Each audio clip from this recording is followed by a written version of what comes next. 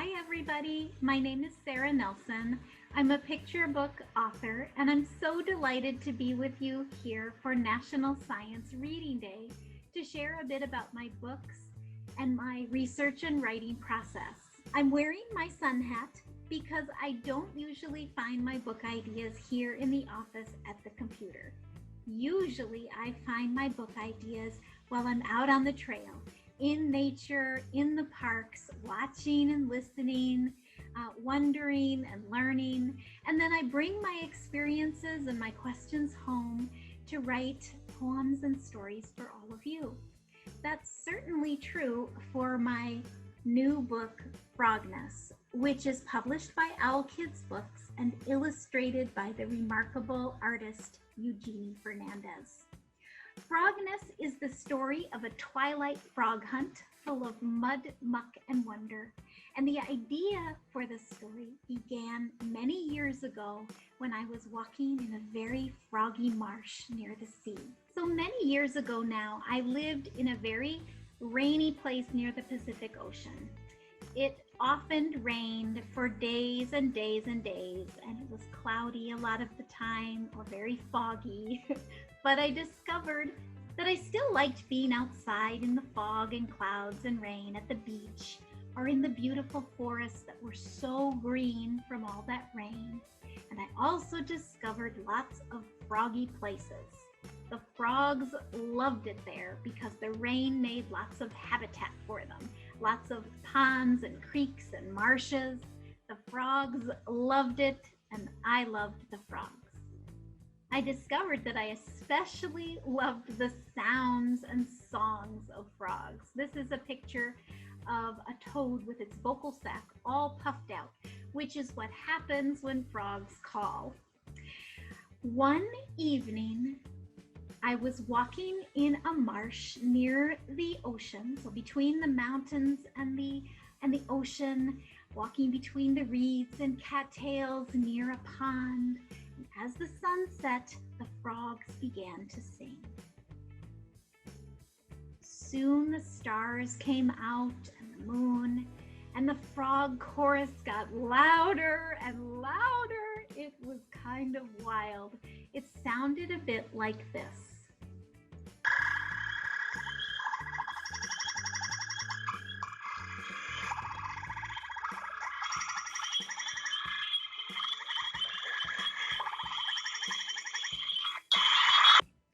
It was awesome.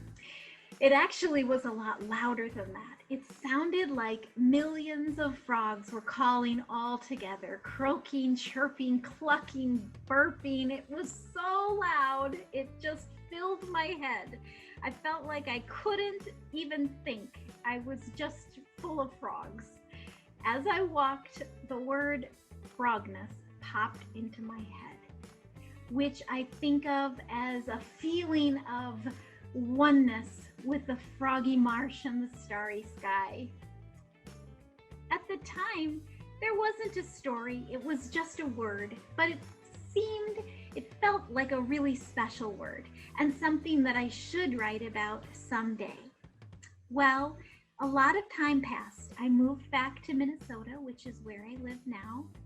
And there still was no story for Frogness, but every time I was lucky enough to hear a chorus of frogs singing, I thought of the word Frogness and again thought I need to write about that someday.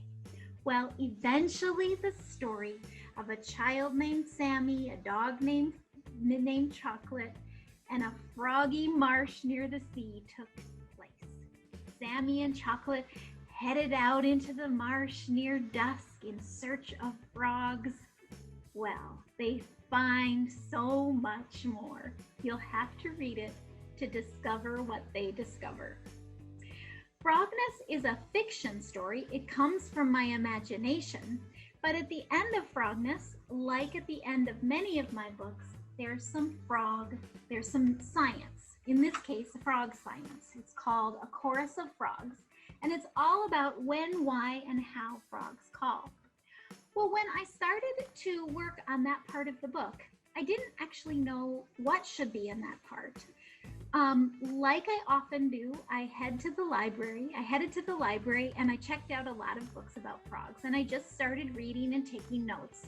I especially focused on weird things that I thought were most intriguing and that I thought kids like you might be interested in. So there were a number of things I learned. Some of them made it into the book and some of them didn't. One thing that was exciting to me is learning about the variety of frogs. There are frogs of all different colors and shapes and sizes. The smallest frogs are smaller than a pencil eraser. The biggest frog, the Goliath of West Africa, is as big as a small dog or a newborn baby. One of the coolest things I learned is that some frogs have accents, just like people. So every species of frog has a unique call. But a frog species here in Minnesota might have a call that's slightly different from the call that species of frogs has in Toronto, for example. So depending on where they live, a frog species has a little bit of a different voice, just like people who speak the same language but live in different places have an accent. So I would say that my research and writing starts usually with an experience or a question or both. I think I write about nature and science because I really love our planet. It's beautiful, magnificent, intriguing. There's so much to learn, so much to discover. And Earth is our home. We have to take care of it. And I think that taking care of it starts with loving it and understanding it. Science is everywhere. Science is in us. It's around us. It's in the plants and animals, our water, our weather, the soil, the stars, and it's limitless.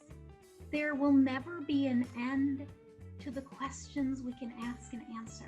There will never be an end to the discoveries we can make, the things we can learn.